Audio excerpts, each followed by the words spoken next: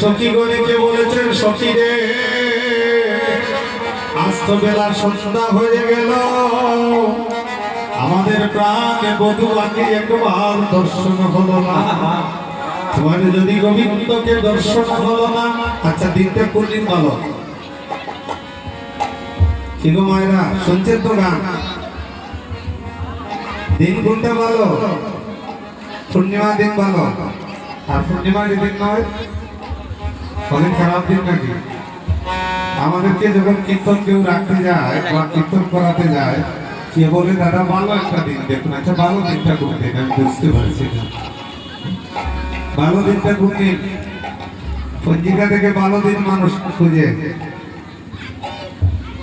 ভালো দিন আর মন্দ দিন গোবিন্দ কি বলছেন শুনুন।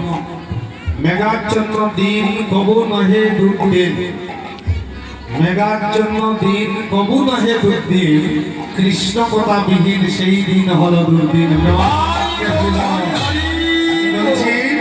যেদিন বৃষ্টি হয় ওই দিনটাকে আমরা দুর্দিন বলি। যেমন কালকে একটু তুফান এসেছিল, আমরা কি বলছি? এই দিনটাই দুর্দিন।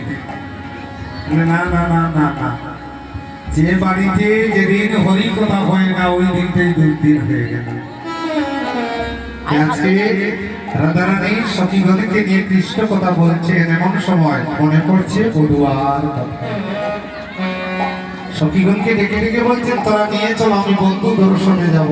কিন্তু রাধারানী এমন একটা ঘরে বসতি করতেন যে ঘরে তিন ভাবে ভক্ত, আয়মঙ্গুষ কালী ভক্ত, কুটিলা রাম ভক্ত, আর রাধারানী কৃষ্ণ ভক্ত। তখন কি করে বাইর করে আনবেন? যুগমায়া বলছেন, আমি যাব, আমি গিয়ে তোকে বাইর করে আনবো। তাই বলছেন, শোনো বুড়িমা,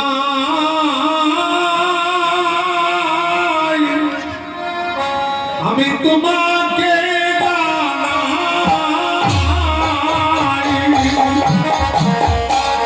শোনো বুড়িমা, আমি তোমাকে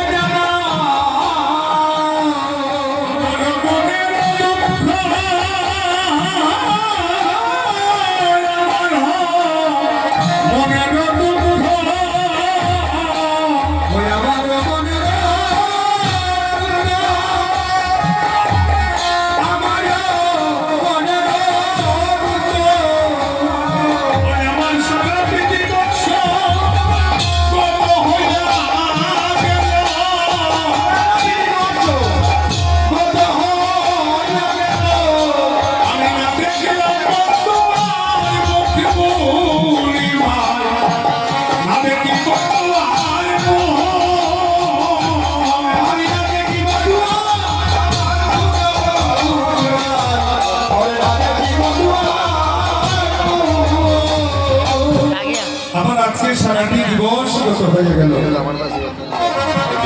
কিন্তু আমি বলুন মুখটা দর্শন করি না। কিন্তু মা, আমাদের কি মনে জাগে?